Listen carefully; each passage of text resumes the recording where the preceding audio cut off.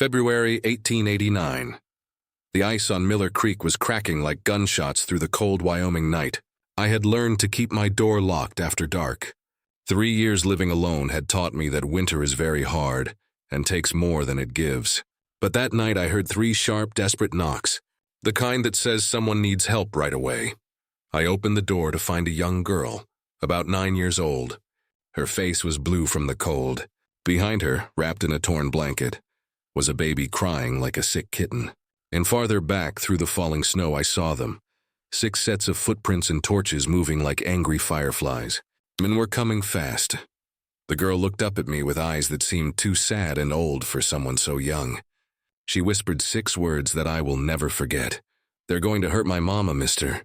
Behind her, those torches came closer. I could hear voices on the wind, hard voices, hunting voices. Right then, standing in that doorway with ice forming on my beard, I knew that by morning, I would have to choose between the law and what was right. In Wyoming territory, those 2 things weren't always the same. The day before that knock, I had ridden into Timber Creek for supplies, flour, salt, and lamp oil. I was 42 years old, and I still hadn't learned that towns create trouble. But a man has to eat, and February doesn't care if you want to be alone. Main Street was frozen mud and horse manure. I tied my horse outside Hollis's general store and kept my head down. People called me the Mountain because of my size, not because I was friendly. Most people had enough sense to let me pass without trying to talk to me. I was loading flour into my wagon when I heard it, a woman's voice begging and a child's cry, sharp and scared. The sound that makes a man's blood run cold, even when he is promised to stay out of other people's problems. A crowd had gathered near the church steps. Maybe 30 people were watching something bad happen, but they didn't want anyone to know they were watching. I told myself to keep walking. My boots didn't listen. I pushed through the crowd and saw her, a woman on the ground, very thin, holding a starving baby. Standing over her was a girl about 9 years old. Her arms were spread wide like she was trying to make herself big enough to protect her mother. "Mama didn't mean to forget," the girl said. Her voice was high but steady. "She's been sick. Pa, please." The man's hand came across fast and hit the girl right in the mouth. She fell down hard. Blood showed bright red against the white snow. Rufus Ashford was his name. He wore a deputy badge on his coat, though people whispered that he wasn't worth the metal it was made from. He stood there breathing hard, fist clenched, while his wife tried to disappear and his daughter bled. The crowd made sounds, the special sounds people make when they're too scared to help and too ashamed to leave. I crossed the distance in 4 big steps. I caught his wrist as he was swinging to hit again. His bones felt like thin sticks under my grip. "Let go, Brennan," he said. His voice was full of alcohol and fake authority. "This is family business." I didn't answer. I just held his wrist and waited while his face turned purple. The girl stared up at me like I had appeared out of nowhere. I bent down slowly and offered my free hand. She took it, shaking through my glove. The woman whispered, "Please, mister, you'll make it worse." Worse than hitting children? I still hadn't looked away from Rufus. There isn't much worse than that. Rufus jerked free and stumbled back. The badge caught the winter light and tried to give him power his actions couldn't. "You're interfering with the law," he said. "I could have you arrested." "I'm stopping a coward," I said quietly, but everyone could hear. "There's a difference." The crowd went still, that special kind of still that comes before a storm breaks. Rufus's face twisted with anger. He pointed with the hand I had held. "Shook, you just started a war, old man." He grabbed his wife's arm and tried to pull her up. The baby cried out. The girl, whose name I would learn was May, wouldn't let go of my sleeve. Her blood was on my hand now. "I'll be back," Rufus said, "with the marshal and papers. The law's on my side, Brennan." He left them there, just walked away like they were animals he could collect later. The crowd disappeared, some feeling ashamed, others satisfied. It was hard to tell. Only the Reverend stayed in his doorway, watching with eyes that judged everyone but helped no one. I looked down at the woman still on the ground, at the child holding my sleeve, at the baby who had gone quiet in that way babies do when they're too weak to cry. "I have a spare room," I heard myself say. "One night until the baby's stronger." Connie's eyes filled with tears. "The town will talk," she said. "The town can say what it wants." The baby can't wait. I helped them into my wagon. May sat between us, silent. One hand held a tin soldier from her pocket. The other held her bleeding mouth. Behind us, Beatrice Hollis watched from her store window, thinking about something in that sharp way of hers. The Reverend shook his head and went inside his church. We rode out of town 2 miles north to my ranch. Nobody spoke. The only sounds were wagon wheels on ice and the baby's thin breathing. That's how it started. With blood on my hand and a war I hadn't wanted. But some wars don't ask permission. They just knock on your door in the middle of a February night and change everything. The cabin sat on high ground, facing east so the sunrise could warm the door. I had built it with Clara back when the world made sense. Now it was just logs and silence. One chair at the table, one cup by the sink. Until that night I carried the baby inside first. Rose was her name, Connie whispered. And I laid her near the stove where the heat gathered. The child was barely breathing. Her lips were pale as ash. May followed, still holding that tin soldier. Her eyes looked at every shadow like she expected fists to come from anywhere. Sit, I told her, pointing at the chair.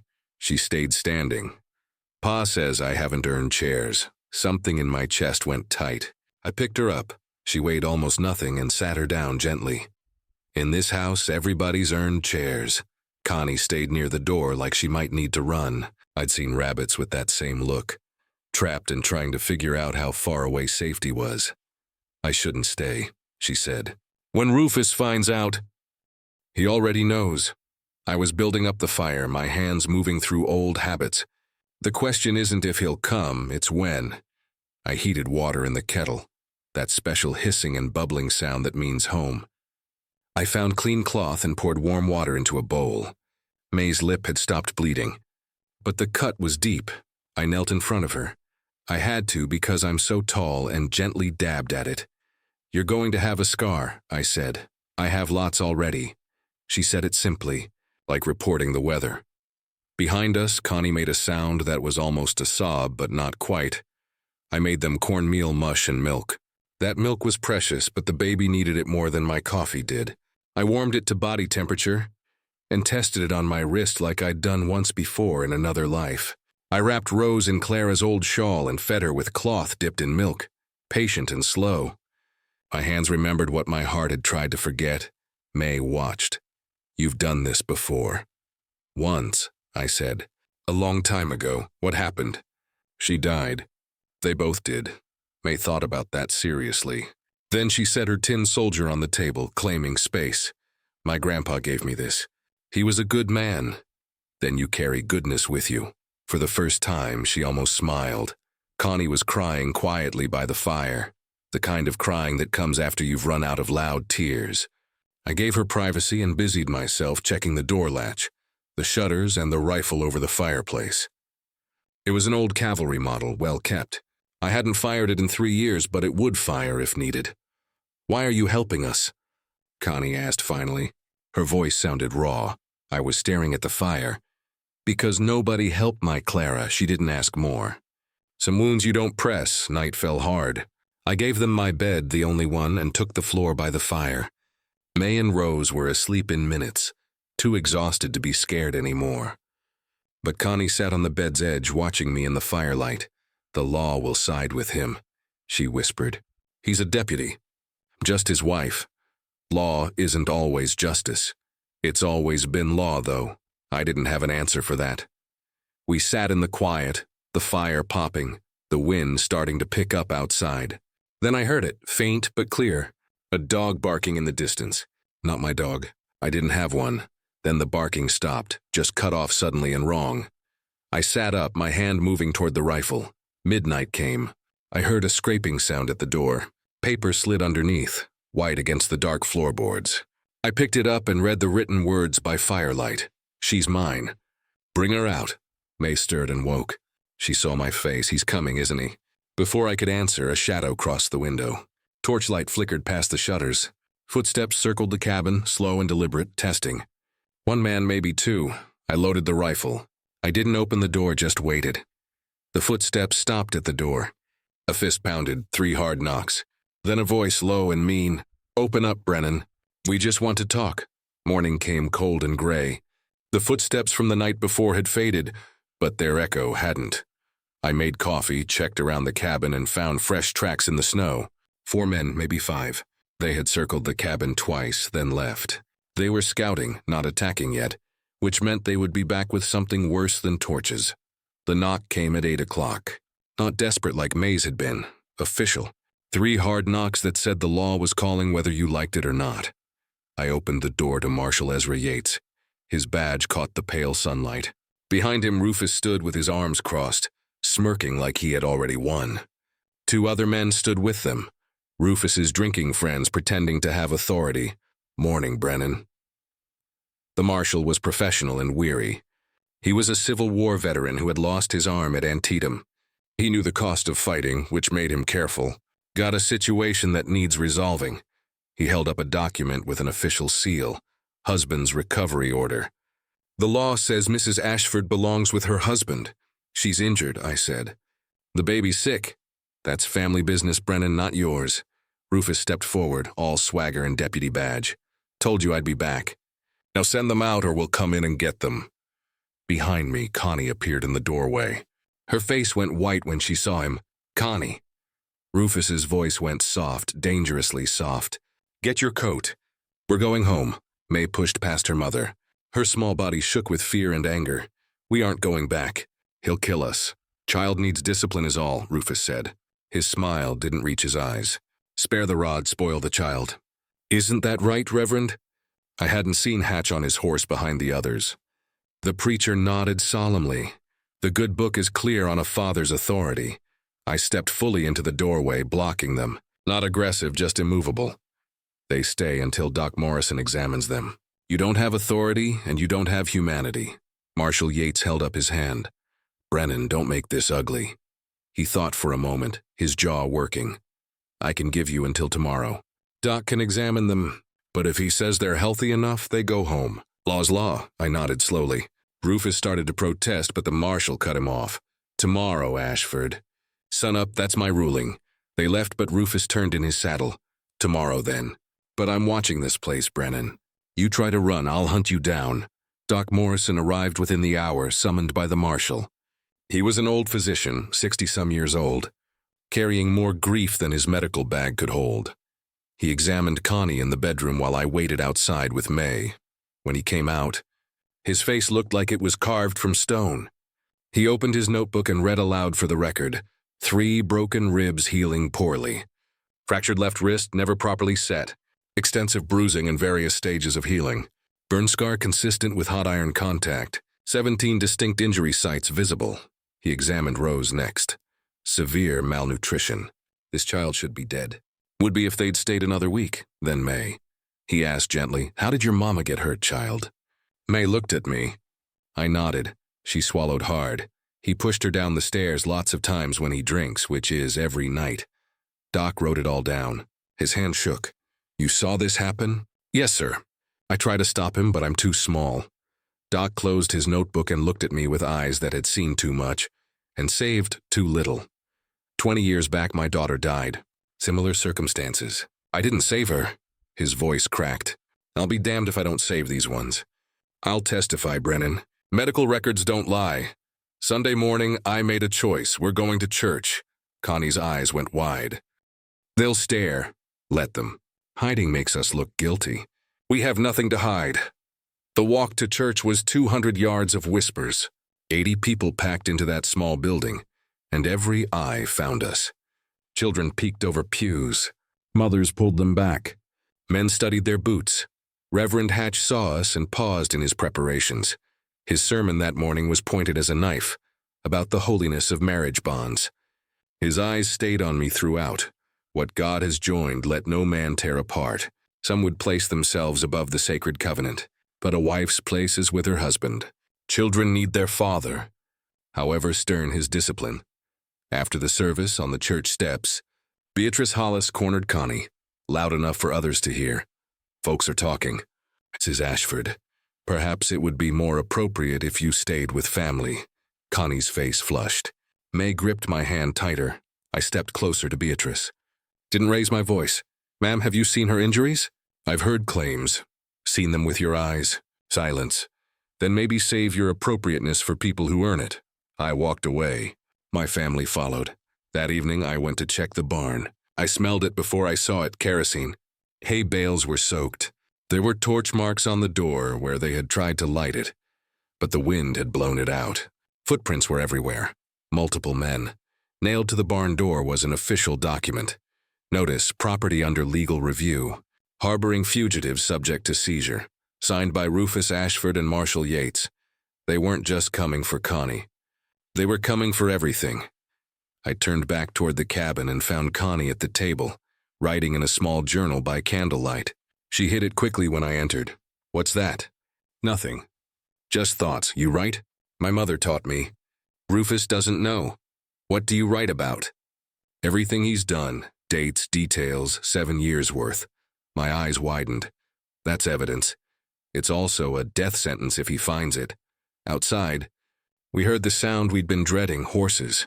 Multiple torches were visible through the window, moving up the road like angry stars. May whispered, "He's coming now, isn't he?" The horses stopped at my fence line. 4 riders, Rufus, 2 of his friends, and Reverend Hatch, holding a Bible like it was a weapon. Brennan. Rufus's voice carried across the yard. "Send them out. This ends tonight." I picked up the rifle and stepped onto the porch. I stood on that porch with my rifle, and 4 men with torches stared back. The wind had picked up, carrying snow sideways, making their flames dance like demons. "Brennan," Rufus called again, "you have no right keeping my family. I have every right to protect people from getting killed. That's my wife, my children. You're breaking the law." Marshall Yates wasn't with them this time. Just Rufus and his friends, Ezekiel Timms and another man I didn't know, and Reverend Hatch sitting on his horse with that Bible clutched tight. Like scripture could justify what they were about to do. "Brother Brennan," the Reverend called out. His voice carried that special tone preachers use when they want to sound holy, while doing something unholy. "You're harboring sin itself, the sanctity of marriage. Don't talk to me about sanctity," I cut him off. "You watched him hit a child on your church steps and did nothing. That isn't holy. That's cowardice wrapped in a collar." Hatch's face went red even in the dark. "How dare you?" "Easy." Rufus held up a hand, grinning. "Man's got a rifle. Let's be reasonable." He got off his horse slowly, hands visible. "Brennan, I don't want trouble. I just want my family back. We can talk this through. We already talked. Doc Morrison has evidence that says different." "Evidence?" Rufus laughed. "Doc's a drunk who sees ghosts of his dead daughter in every woman who coughs. Nobody will believe him." He took a step closer. "But I'm willing to forget this happened. You send them out now, I won't press charges. You can keep your ranch. We all go home." Behind me, I heard Connie's breathing, fast and shallow. May had wrapped herself around her mother's leg. "And if I don't?" Rufus's smile disappeared. "Then we come in and get them." "Your choice," I raised the rifle. Not pointing at anyone, just present. "That would be a mistake. You going to shoot us all, old man? In front of a reverend? Won't have to shoot anybody if you turn around and leave." Ezekiel spat tobacco juice in the snow. "He's bluffing. Hasn't fired that thing in years." 3 years, I said. "Since Clara's funeral, when I shot bottles behind the barn until my shoulder went numb." "Muscle memory doesn't forget." They hesitated. "Good." I backed toward the door slowly, rifle still up. That's when I heard it, a crack from the barn. Flames. Real ones this time, not just torches. Someone had circled around while we were talking and finished what they had started earlier. "Fire!" May screamed. The barn was fully on fire now. Flames climbed the dry wood like they had been starving for it. My horses, my winter hay, everything. "Guess that's what happens when you don't cooperate." Rufus grinned. "No, you coming out, or you want the house next?" I fired into the air. The shot cracked across the yard and echoed off the mountains. The horses spooked. Rufus and his men scrambled back. "Get out," I shouted. "Before I stop aiming high." They retreated to their horses, but slowly, making sure I saw they weren't scared, just delayed. "Tomorrow, Brennan," Rufus called as they rode off. "Marshall's coming at dawn with papers." "Legal papers?" "You can't hide behind that rifle forever." The barn collapsed in on itself, shooting sparks into the night sky. 3 years of work, Clara's memory stored in that loft. All of it, ash. I got the women and child out before dawn. We couldn't stay. Not with the barn gone and Rufus promising to come back with the law. We packed what we could carry. Blankets, food, Connie's journal, May's tin soldier. I left the rifle. Where we were going, firearms wouldn't help. Where are we going? Connie asked, her voice shaking. Silas Green's place. 4 miles north, Crowland. Different laws there. Will he take us? If he won't, nobody will. We moved through the pine forest, avoiding the main road. Ice made the footing dangerous. I carried Rose bundled in Clara's shawl. May tried to keep pace, but her legs were short and the snow was deep. Behind us, dogs started barking. Rufus had borrowed hunting dogs from somewhere. They're tracking us, I said. But Connie was limping badly. Her poorly healed wrist couldn't help her balance through the ice. She fell twice. The second time, she didn't get up quick enough. Go, she whispered. Take the girls. I'll slow you down. We don't leave people. I pulled her up. May, grab your mama's other arm. The dogs were getting closer. We had maybe 10 minutes. Miller Creek cut across our path, the same creek that gave the town its name. Normally it was frozen solid this time of year, but the thaw had made it unpredictable. Ice groaned under the surface, cracking with sounds like gunshots. We have to cross, I said. May looked at the ice, then at me. It won't hold. It'll hold if we're quick and spread out. You first. You're lightest. She went, feet sliding, arms out for balance. She made it. She turned back, eyes wide with relief. Connie next, she shook her head. I'm heavier. If it breaks, it won't go, she went. Halfway across, the ice groaned loudly. She froze. Don't stop, I called. Keep moving, she did. She made it and fell into May's arms on the other side. My turn. I had Rose. Couldn't drop her if the ice gave way. Had to be perfect, I stepped out. The ice complained immediately. Too much weight. Behind me, dogs burst from the trees, followed by Rufus and 2 men on horseback. There! Rufus pointed. I was halfway across when my boot went through. Ice-cold water went up to my knee. I pulled out and kept moving, but slower now. Rose started crying. Almost there, I told her. Almost. Another step. More ice breaking. Both feet in water now. Soaked to mid-shin. 10 more feet. 5. I lunged for the bank, made it. Collapsed on solid ground, Rose screaming in my arms. May grabbed her and wrapped her tight. Behind us, the dogs reached the ice. They stopped. They were trained not to cross, too dangerous. Rufus screamed at them, but they wouldn't go. Other way. He shouted to his men. Bridge is 2 miles south. We'll cut them off, they rode away. We had maybe 30 minutes. Run, I said. Silas's cabin appeared through the trees like a promise, old log structure. Smoke rising from the chimney. Crow symbols carved into the door frame. We pounded on the door. Gasping, he opened it, unsurprised. Brennan. Figured you'd come. Need sanctuary. Figured that, too. Get in, we stumbled inside. Warmth hit like a physical thing. Silas had a fire going, coffee on the stove, and sitting at his table was Beatrice Hollis. I reached for a weapon I wasn't carrying. What? Easy, Brennan. Beatrice stood, hands visible. I'm not here to hurt you. Then why are you here? You're one of them. You remembered the supplies that went missing from your cabin?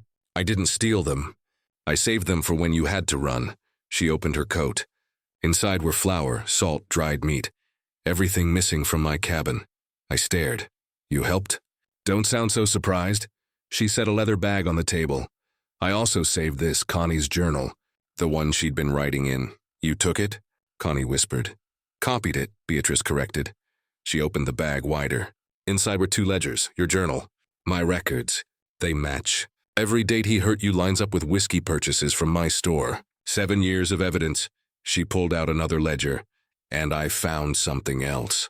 Supply orders. Rufus has been ordering goods for the county. Flour, tools, lumber. But only half arrives. The rest goes somewhere. He's been embezzling. $2,400 over 5 years. My mind was reeling. You've been watching all this time? I'm a storekeeper. I keep records of everything. She looked at Connie. I'm sorry for what I said at church. I was testing, seeing if you'd fight back. You did. Why help now? I asked. Because I'm tired of watching women die while men hide behind law and scripture. Her voice cracked. I've been collecting evidence for 3 years, waiting for someone brave enough to act on it. You did. Silas poured coffee and handed it around. And there's more. This land. He gestured to the floor. Treaty of 1855, Crow Nation, federal jurisdiction. Rufus's deputy badge means nothing here. But the marshal, territorial marshal, yes. But federal law is higher than territorial. And on this land I can grant blood protection. Old treaty right. Outside dogs started barking again. Different direction, closer.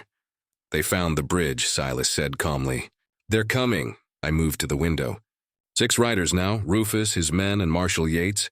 He brought the law, I said. They stopped at the property line. Wouldn't cross. Silas stepped outside. I followed. Green! Rufus shouted. Send them out. This is U.S. territory. Silas's voice carried easily. This land is Crow Nation. Treaty of 1855. Your law stops at that fence post. The hell it does. Marshal, arrest them. Yates looked uncomfortable. Technically. He's right, Rufus. Treaty land is federal jurisdiction. Then get a federal marshal. Takes 3 days. And you'd need cause. Beatrice stepped out then, holding her ledgers high. I've got cause. Embezzlement, assault, attempted murder. Rufus's face went white. Those are lies. They're receipts. Your signature, dated. Want me to read them aloud? The marshal's expression changed. Beatrice, is that true? Every word. And I've got witnesses. Townspeople who will testify. Rufus's hand moved to his gun. You're all conspirators. Every one of you. Don't. The marshal's voice went hard. Don't make this worse. But Rufus wasn't listening. His eyes were wild now, like a cornered animal. He spurred his horse forward. Silas raised his hand. From the trees, 4 Crow warriors emerged. Silent. Armed. This land is protected, Silas said. You cross that line, you start a war you can't win. Rufus pulled up short. The warriors didn't move. Just watched. This isn't over, Rufus said finally. I'll get federal papers. Legal ones. When you do, the marshal interrupted. I'll be in Cheyenne showing them Beatrice's ledgers. Better hope they read slow. They turned and rode away. But Rufus looked back once and his eyes promised murder. Inside, May finally let herself cry. Connie held her, rocking. Rose slept in Beatrice's arms, fed and warm at last. I sat by the fire, Silas beside me. They'll be back, I said. They will. With more law, more guns, probably. And then, Silas smiled. Then we see if truth is stronger than paper. Outside, snow started falling again, heavy. The kind that erases tracks. The kind that gives you time to think, to plan. But also the kind that traps you where you stand. The snow kept falling through the night. 3 feet deep by morning, Silas's cabin felt smaller with 6 people in it. But warmer too. The kind of warmth that comes from bodies breathing together. Not just fire. May sat at the table with Silas, learning to read crow tracking symbols scratched into bark. He showed her how to mark direction, how to leave messages only certain eyes could read. Why did you help us? May asked, tracing a symbol with her small finger. Because when I was your age, someone helped me. Silas pulled a feather from his hat. A crow feather, black as night. My mother's people taught me that protection isn't about blood.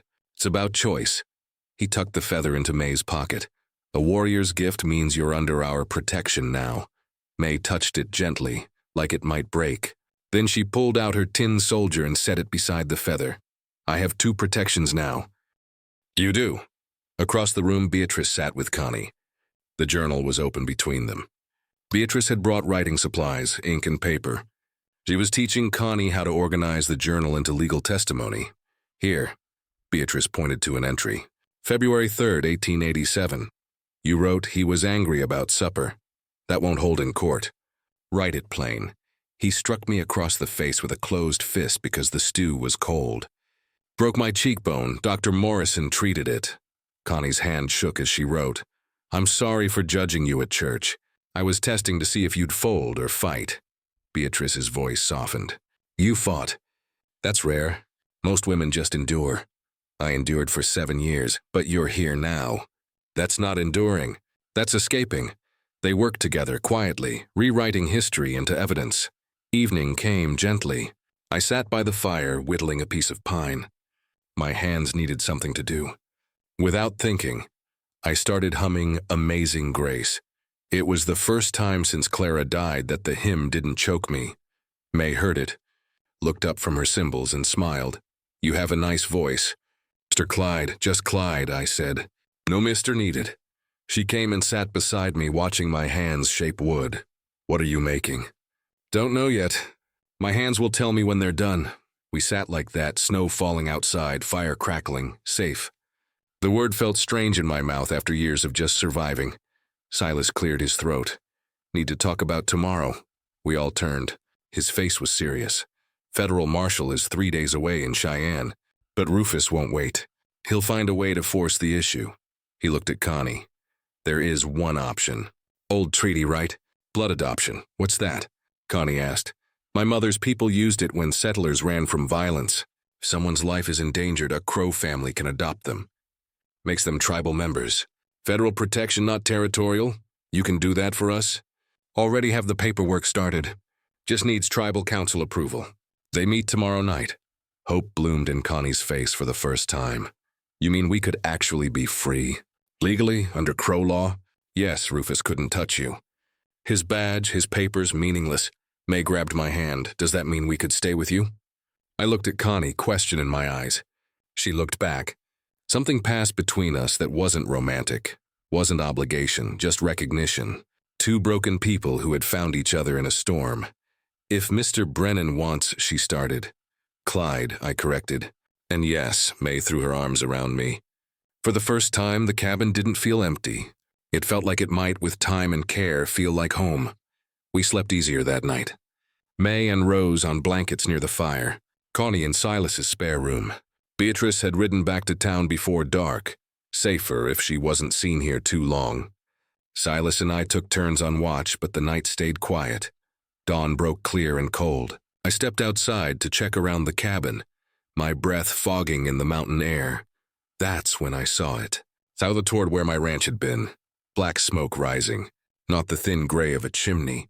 Thick, dark, the kind that means a building burning. Silas came out and followed the line of my gaze. That your place? It was my place. We stood watching my past turn to ash. Everything I'd built with Clara, the table where we'd eaten, the bed where she'd died, the walls that had held her laughter. I'm sorry, Silas said. I'm not. The words surprised me. It was already empty. Just took fire to make it official. But May had come outside and seen the smoke. Her face crumpled, the tin soldier. I left it in the... I pulled it from my pocket, found it by the door before we left. Soldiers stay with their warriors, remember? She took it, relief flooding her features. Then she looked back at the smoke. He burned your house because of us. He burned it because he's scared. Men like that, when they can't control something, they destroy it. I knelt down and looked her in the eye. Buildings are just wood. People matter. You matter. She hugged me tight. Over her head, I watched my history burn and felt something in my chest that might have been grief or might have been relief. Couldn't tell which. Maybe both. Behind us, Connie stood in the doorway, hands pressed to her mouth. Not crying, just watching the last tide of my old life disappear. I'm sorry, she whispered. Don't be. That house was a tomb. This, I gestured to the cabin to them, this is living. But even as I said it, I knew Rufus had just made things worse. If he'd burn a house, what else would he burn? Who else? They came for me at noon. Not at dawn like cowards usually do, but in full daylight with half the town watching. Federal Marshal Wade Hutchkins rode in from Cheyenne, the real law, not territorial. Behind him, Rufus sat on his horse like he'd already won. 20 men in that group, every one of them armed. Silas stepped out beside me. This is Crow land. You have no... Federal trumps tribal, old man. The marshal held up papers signed by the territorial governor himself, Clyde Brennan. You're under arrest for kidnapping, harboring fugitives, and property destruction. Property destruction? I almost laughed. He burned my house. Your word against the deputies. The marshal got off his horse and pulled out iron handcuffs. You coming peaceful? Behind me in the cabin, I heard May start to cry. Connie trying to shush her. I looked at Silas. What happens to them if I don't? They starve us out or burn us out. Silas's jaw was tight. Your choice. No choice at all, really. I held out my hands. The iron was cold, heavy. I hadn't worn handcuffs since I was 15 and got drunk on my Piaz whiskey. Different kind of chains, same weight. The women stay here, I said. Under Silas's protection. Not how it works. Rufus pushed forward. Wife goes to her husband. That's law. Doc Morrison appeared from the crowd. I hadn't seen him arrive. Marshal, I'm the town physician. That woman has 17 documented injuries. She goes with him. I'm charging you with being an accessory to attempted murder. The marshal hesitated. That's serious. Doc, it's a professional diagnosis backed by medical records. Fine. The marshal's voice went hard. Woman stays until trial. But Brennan comes now. Connie grabbed my arm. No, please. It's all right. I looked at Silas. You protect them. With my life. May ran out and wrapped her arms around my handcuffed hands. Her face was wet and red. Don't let them take you. I knelt down as best I could with the chains. Listen, you're braver than you know. That tin soldier, keep it close. Remember what soldiers do? Protect people. That's right. So you protect your mama and sister until I get back. What if you don't come back? I didn't have an answer for that. Just touched her hair once gently. Guards pulled her away. The walk to town was 2 miles. They made me walk it in handcuffs while they rode. The road was mud and melting snow. My boots were soaked through in 10 minutes. The iron cut into my wrists with every step. Timber Creek's main street was lined with people. Word travels fast in small towns, especially when there's something to see. Children eating candy like it was a carnival. Women clutching shawls, whispering. Men with arms crossed, faces unreadable. I kept my head up. Wasn't about to give them the satisfaction of seeing me broken. Someone spat. Missed me by inches. Wife stealer. Another voice. Broke the law for a woman, fool. But not everyone was hostile. I saw Mrs. Chen from the boarding house, tears on her face. Saw the blacksmith look away quickly, ashamed. Saw others who remembered Clara, who'd watched me bury her alone, who maybe understood why I'd done what I'd done. May had followed somehow. Small shadow in the crowd. She pushed through, tried to reach me. A guard blocked her. Get back here, girl. Rufus's voice was mean. Your pa's waiting for you. You aren't my pa. May screamed it loud enough the whole street heard. You're a monster. The crowd went silent. Child calling her father a monster. That kind of thing cuts through gossip like a knife. Rufus's face went purple. He moved toward her, hand raising. Touch her and I'll break these chains. My voice carried, calm and certain. And then I'll break you. The marshal stepped between. Enough, Ashford. Control yourself. Girl, go back to Green's property. May looked at me one last time. I nodded. She went, but slowly, like leaving hurt. The jail was small. 2 cells, both empty until now. They locked me in the far one. Took the handcuffs off at least. The cell smelled like urine and old fear. 1 thin blanket. A straw mattress with rats living in it. A tin cup. A bucket in the corner. The window had bars and faced the town square. I could see everything. The gallows they built for hangings, the church steeple, the general store. I sat on the straw and took inventory of what I'd lost. Ranch burned. Reputation destroyed. Freedom gone. Clara's memory, the home that held it, ash. Future looked like a rope. My hands shook. First time in 3 years they'd shaken. Not from fear. From rage that had nowhere to go. Night fell. No lamp, just 1 candle the guard had left. I watched it burn down. Wax pooling, flame flickering. When it went out, the darkness was complete. That's when I heard the scrape of a stool outside my cell.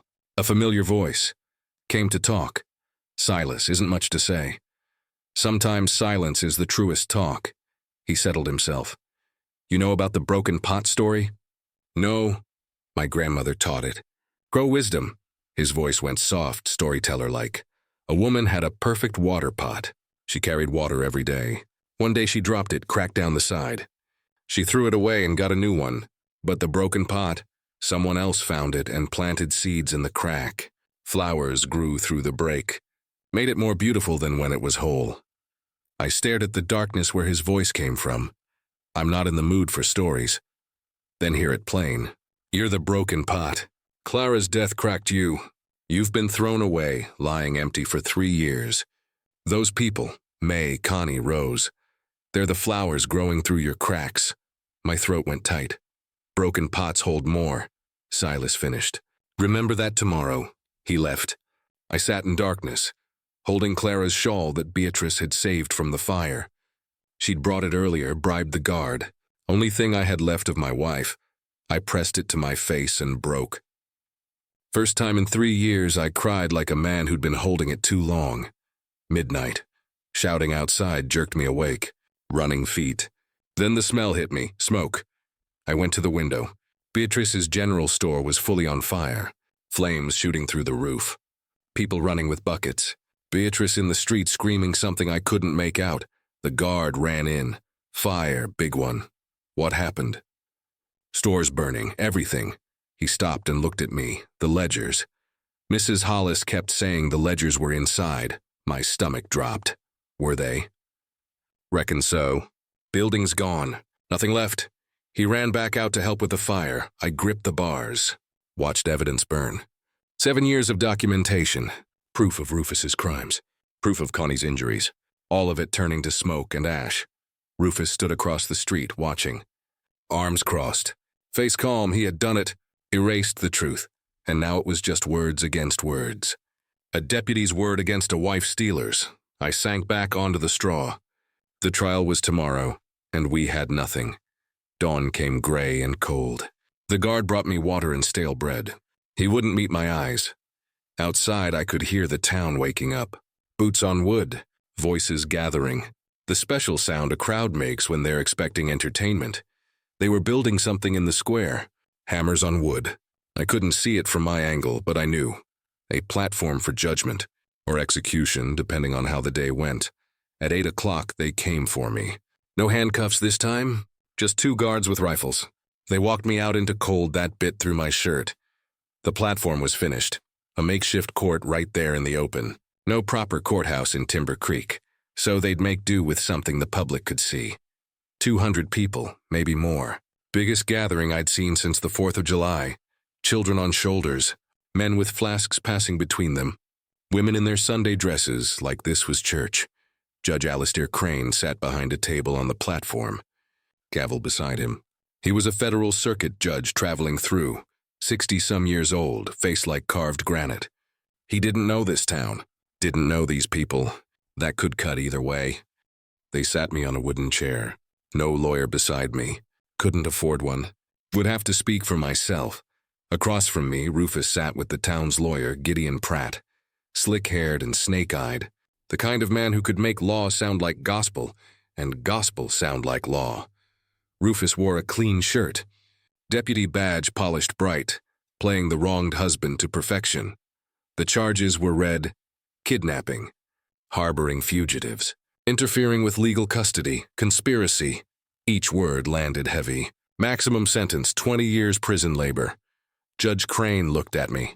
How do you plead? Not guilty, Your Honor. On what grounds? On the grounds that I saved 3 lives from a man who was killing them slowly. Murmurs from the crowd. The judge's gavel came down. This court will determine facts, Mr. Brennan, not melodrama. Proceed, Mr. Pratt. Pratt stood, all confidence and rehearsed gestures. Your Honor, this is a simple case. Mrs. Constance Ashford is the legal wife of Deputy Rufus Ashford. Her children are his legal property. Mr. Brennan removed them from their home without authority. The law is clear. He laid out papers, marriage certificate, birth certificates, property deeds, everything official and stamped and legal. Furthermore, Pratt continued, Deputy Ashford has been a faithful officer of the law for 5 years. His cousin, Sheriff Thomas Ashford, will speak to his character. The reverend of this town's church will speak to his faith. Multiple witnesses will confirm that Mrs. Ashford has always been troubled, prone to accidents. Mr. Brennan took advantage of a confused woman and her children for purposes we can only imagine. The crowd rustled, that special, ugly rustle. That comes when gossip finds permission. I call Reverend Oswin Hatch to the stand. The Reverend took his place. Bible in hand like it was armor. He swore his oath and settled into his testimony like he'd been practicing. Reverend, how long have you known Deputy Ashford? 10 years. Known him since he was a young man finding his way to the Lord. And his character? God-fearing. Devoted husband. Struggles with his wife's difficulties, but always with patience. What difficulties? She's always been melancholic. Female troubles, you understand. Prone to hysteria. Sees things that aren't there. Makes accusations. And the injuries Mr. Brennan claims to have witnessed? A wife's clumsiness. Unfortunate but not uncommon. Falls, kitchen accidents. Deputy Ashford has always sought medical attention for her when needed. My hands gripped the chair arms. I stood. That's a lie. The gavel cracked. Mr. Brennan, you'll have your turn. Sit down. He watched Rufus hit a child on his church steps and did nothing. Sit down. I sat, but the crowd had heard me. Some faces showed doubt now. A small crack, but there. Your witness. Mr. Brennan, the judge said. I stood and moved toward the Reverend. You said you've known Rufus 10 years. That's correct. In those 10 years, how many times did you see Connie Ashford injured? I don't keep count. More than 5. Perhaps. More than 10. Pause, I suppose. And every time you believed it was an accident? A woman falls downstairs that many times, breaks bones that many times, burns herself that many times, and you never once thought maybe someone was pushing? The Reverend's face flushed. A father has the right to discipline his household. Did I ask about discipline? I asked about injuries. Sometimes discipline results in corrections that appear harsh to outsiders. Corrections? You mean like hitting a 9-year-old girl hard enough to split her lip? I saw that. Someone in the crowd shouted, "On the church steps!" The gavel came down. Order. The witness will answer the question. Reverend Hatch shifted. Children require stern guidance. That isn't an answer. What did you see? Correction or abuse? I saw correction, not abuse. What's the difference? Intent. Discipline is done with love for the child's betterment. And you could see love in that fist. The Reverend had no answer. He stepped down, face red with anger or shame. Hard to tell which. I call Ezekiel Timms. Rufus's drinking buddy took the stand and swore his oath with a hand that shook slightly. Mr. Timms, you've known the Ashford family how long? 5 years. Me and Rufus we socialize regular. And Mrs. Ashford's condition. Always falling. Clumsy woman. Rufus tells me about it all the time. How she burns herself on the stove, trips on stairs. He's patient with her, but it wears on a man. You've witnessed these accidents? Well, no. But Rufus tells, I stood, so you didn't see anything. You just believed your friend. I believe that isn't evidence. That's loyalty to your drinking buddy. The judge allowed it. Timms sat there deflating. I guess I never saw nothing myself. Then why testify? Because Rufus asked me to. The crowd stirred. Another crack in the facade. I call Mrs. Prudence Calloway. The town gossip took the stand, spine straight as a rod. She'd been waiting for this. Mrs. Calloway, you live near the Brennan property? 2 miles south. Close enough to see comings and goings. And what did you observe? I saw Mrs. Ashford enter Mr. Brennan's cabin, unsupervised. They were alone together for days. Scandalous. Improper. A married woman living with an unmarried man. The crowd ate it up, whispers spreading like fire. Did you see any impropriety? I asked when my turn came. The situation itself is, did you see anything? Any physical contact? Anything inappropriate? Well, no, but so you're testifying about your imagination, not facts.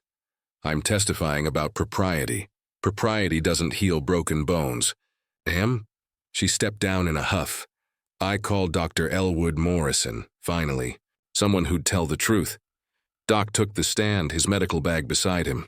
He pulled out his records. Dr. Morrison, you examined Mrs. Ashford? I did, extensively. Documented 17 distinct injuries in various stages of healing. Pratt was on his feet. Objection. Your Honor, these records weren't filed officially. Dr. Morrison conducted this examination without the husband's permission. Under territorial law, a wife's medical examination requires spousal consent. The judge frowned. Is this true, doctor? She was injured, dying.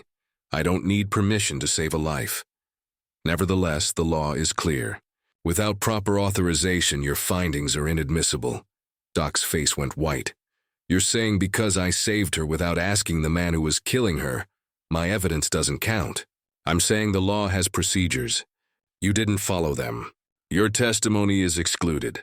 Doc stood there, mouth opening and closing. Then he looked at me, eyes wet. I'm sorry. I thought, doing the right thing isn't the same as doing the legal thing, I finished. I know, he stepped down. Our best evidence gone. Your Honor, I'd like to call Mrs. Beatrice Hollis. Beatrice took the stand, but her hands were empty. No ledgers. Those had burned.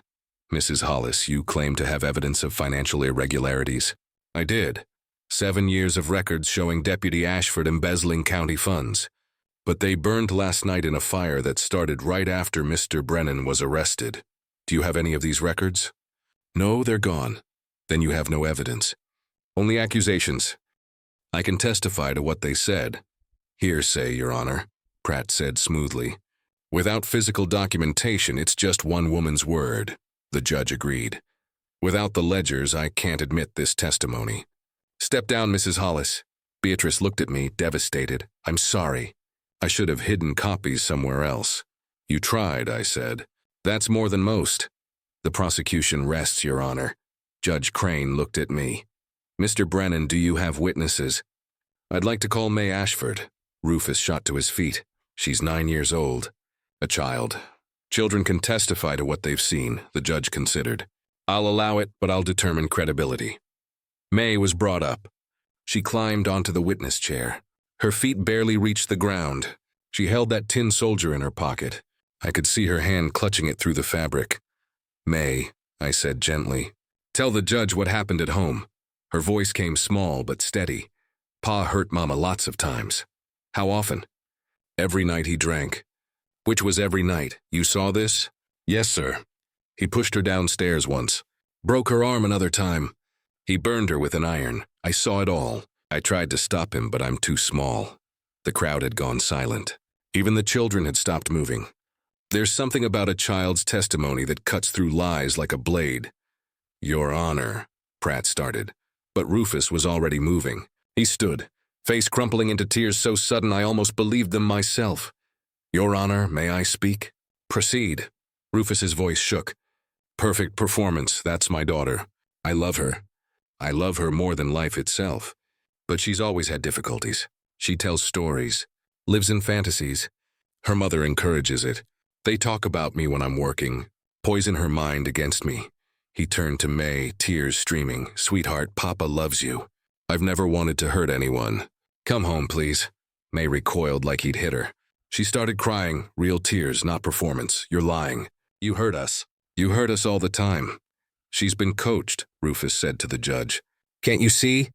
Brennan's turned her against me. I call Marshal Ezra Yates, Pratt said quickly. My heart sank. The marshal took the stand. The one man I'd thought might be neutral. Marshal, you've worked with Deputy Ashford how long? 5 years. And in that time, have you ever seen evidence of abuse? Long pause. The marshal looked at me. I saw something in his eyes. Apology, maybe. Or shame. No, he said finally. I've never seen evidence. And Mr. Brennan's claims. I believe the child has been influenced. Women sometimes turn children against their fathers when marriages go bad. I've seen it before, there it was. The twist. The betrayal. The lawman siding with the corrupt deputy. The system protecting itself. My hands went numb. Judge Crane leaned back. I've heard enough, Mr. Brennan. Your actions, while perhaps well-intentioned, violated the law. Mrs. Ashford is the legal property of her husband. You had no right to interfere. The gavel came down, guilty on all counts. The crowd erupted, half cheering, half protesting. Sentence, 5 years prison labor. Mrs. Ashford and her children are hereby returned to her husband's custody immediately. No. Connie's scream cut through everything. She was in the crowd, Silas beside her. Please, he'll kill us. Rufus moved toward her, all false concern. Come on, wife. Let's go home. Bring the girls. May broke free from the guard and ran to me. She threw her arms around my legs. Don't let him take us, please. The guards pulled her away. She screamed and fought. The tin soldier fell from her pocket and rolled across the platform to my feet. I picked it up and held it. I watched as Rufus dragged Connie toward his wagon. As May screamed my name, as Rose cried in Beatrice's arms, the crowd was parting, some ashamed, some satisfied. Most just relieved it was over and they could go back to their lives. The marshal came to collect me. I'm sorry. Brennan, not as sorry as you should be. I've got a badge to protect and I've got nothing left to lose. They led me back to the cell, through the bars. I watched Rufus load his family into the wagon. May's face pressed against the back, hands reaching toward me. Then they were gone. In my hand, one tin soldier on the platform behind me. A rope displayed on the gallows. The guards saw me looking. 3 days. That's when they hang you. I sat on the straw, held that tin soldier, and listened to May's scream echo in my memory. This was pain, level 2. Deeper than loss of property. This was loss of everything that mattered, and I had 3 days to figure out how to stop it, or 3 days to make peace with failing. That night in the cell was the longest of my life. Longer than the night Clara died. Longer than the 3 years I'd spent alone after. Because this time I wasn't just failing myself, I was failing them. I sat in darkness, polishing that tin soldier with my shirt. May's courage, small enough to fit in a pocket. I'd promised to protect them, and I'd failed. Midnight came, then 1, then 2. At 3, I heard scraping at the window. Quiet, deliberate, a face appeared at the bars. Beatrice Hollis breathing hard from climbing. Brennan, wake up, I'm awake. Listen, the ledgers, they didn't all burn. My heart stuttered. What? I'm a storekeeper. I keep copies of everything. 3 sets. 1 burned in the store, but I had 1 buried behind Doc's office and 1 locked in the church basement. I said the store copies burned. I never said they were the only copies. Had to make Rufus think he'd won. Make him careless. She passed something through the bars. A leather bag. Inside 2 ledgers. Immaculate. Complete. 7 years of evidence, she whispered. His embezzlement. Connie's journal entries, copied word for word. Medical records Doc gave me before the trial. All of it. I stared at the ledgers like they were resurrection itself. The judge excluded this evidence. Territorial judge excluded it. Federal law's different. And there's a federal marshal riding in from Cheyenne right now. A real one, not the local boys. Should be here by dawn. Why would a federal marshal come? Because Doc sent a telegram 3 days ago before the trial. Told them about embezzlement of federal funds. About a corrupt deputy. About territorial law failing. She gripped the bars. The system might be broken here. But it isn't broken everywhere yet. She climbed back down and disappeared into darkness. I sat holding those ledgers. Evidence. Truth. A chance. But 3 hours until dawn. And Rufus had Connie and the girls in his house 4 miles away. 3 hours was a long time for a desperate man. Dawn broke cold and clean. Church bells rang, not for worship, for gathering. The whole town was summoned to the square again. I was brought out in chains expecting the noose. But the platform was different now. No gallows, just a table with papers spread across it, and a man I didn't recognize. 50-some years, federal badge on his coat. Face weathered by seeing too much of what men do to each other. I'm Federal Marshal Wade Hutchkins, he said. His voice carried to every corner of the square. I've been investigating reports of corruption in this territory. Deputy Rufus Ashford specifically. The crowd went silent. Different silence than yesterday. This one had weight. Yesterday's trial proceeded under territorial law. But federal law is higher than territorial when federal crimes are involved. He held up the ledgers. These documents show systematic embezzlement of federal funds over 5 years. $2,400. That's a federal offense. Rufus in the crowd went pale. Those are forgeries. They burned. These didn't burn, and they've been verified. The marshal looked at the crowd. I'm also looking into charges of assault and attempted murder. Under federal law, I can override local custody decisions when a life is in immediate danger. You can't, Judge Crane started. I can, and I am. The marshal turned to me. Mr. Brennan, yesterday's verdict is suspended pending federal review. You're released. The chains came off. I stood there, wrists raw, not quite believing. But the crowd was shifting. Something was changing like a dam about to break. Mrs. Prudence Calloway stood.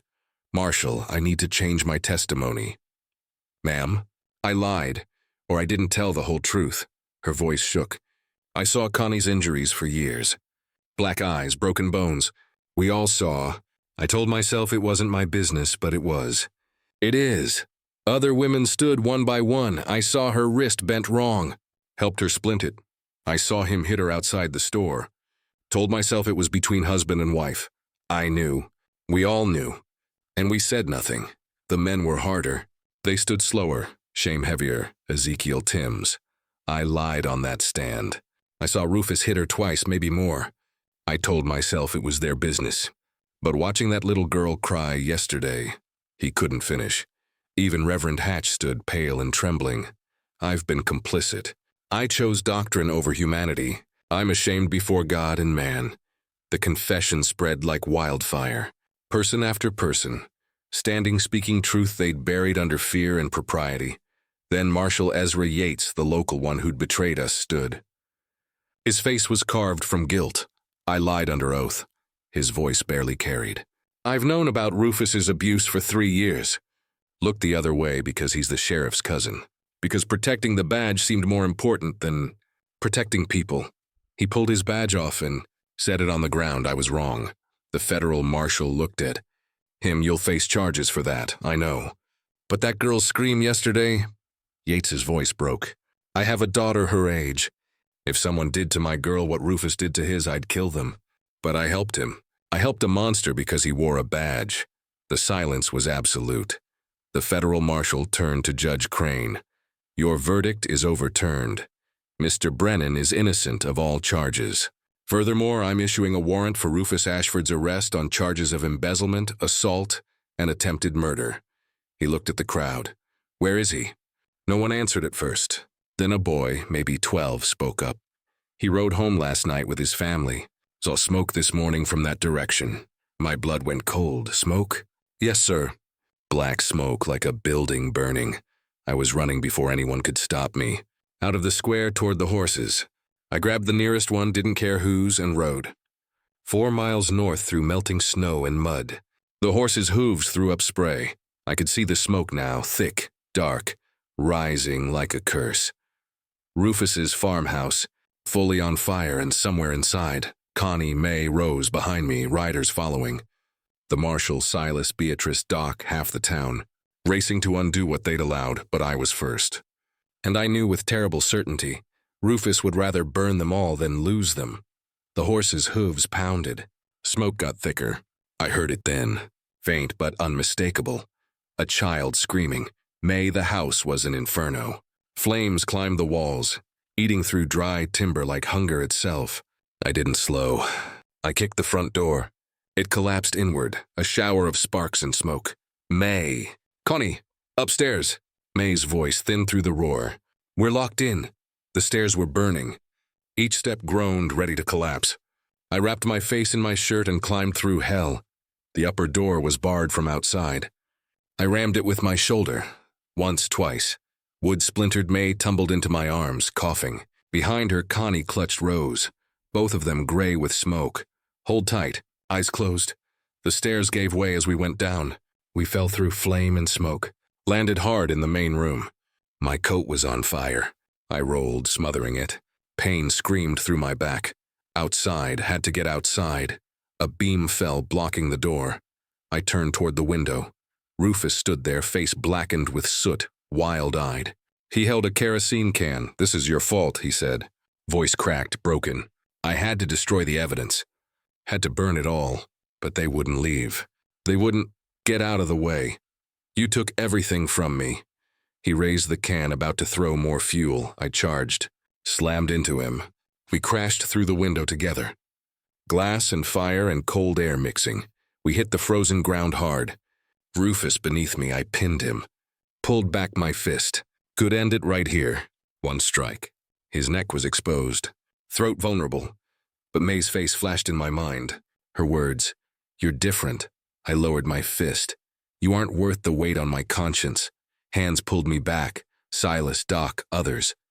They dragged Connie and the girls out through the broken window. All of them coughing, alive. Rufus scrambled up and pulled a pistol from his coat. He aimed it at me, hand shaking. "I'll kill you. I'll kill all of—" The shot rang out. Not from his gun. From behind him, Marshal Hutchkins. Rifle raised. The bullet had hit Rufus's shoulder. He dropped the pistol. Collapsed. "Federal officer," the marshal said calmly. "You're under arrest."